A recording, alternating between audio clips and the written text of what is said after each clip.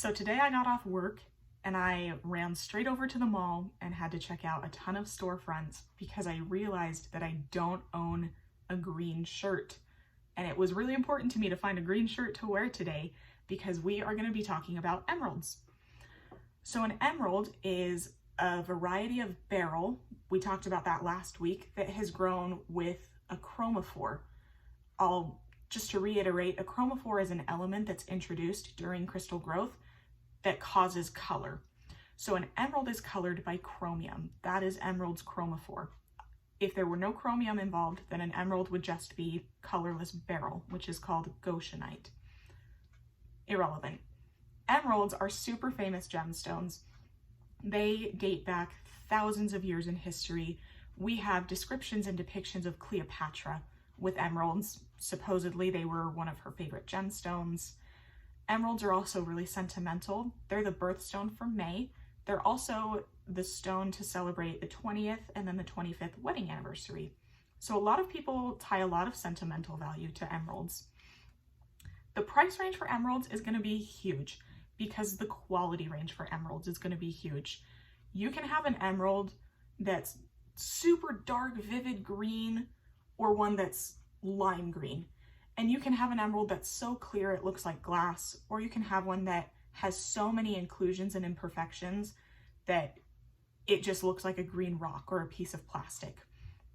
This color and this clarity, these are the two factors that really determine an emerald's quality.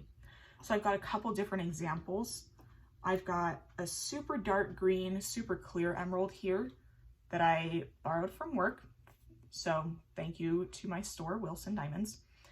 It's a little bit hard to see because it's so small and the lighting in here is not super great, but it's really dark. It's a really dark emerald. This one is super clear. I'm gonna take some pictures and then I'll add those in so you can see. Or we have a slightly bigger one that is a little bit lighter green.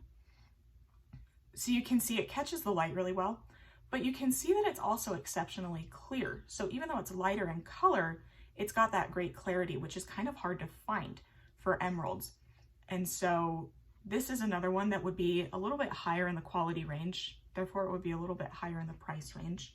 And I will do a whole separate video on pricing, like pricing out your emeralds, what you should look for, and how to care and keep your emeralds. So we're getting there. I have a couple more though I can show you. This is an emerald that's even lighter in color.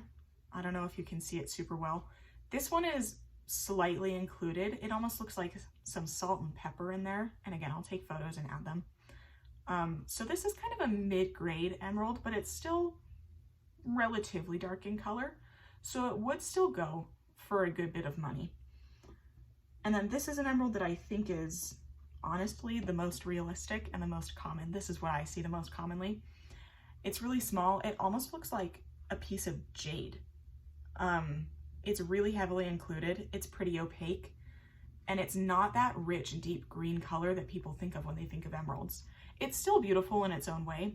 This one hasn't been cut or shaped into anything, so you know, this one might not look super attractive, but there are plenty of emeralds out there that are this color, this clarity, honestly kind of poor quality, but that look really beautiful once they're cut and shaped and set into jewelry.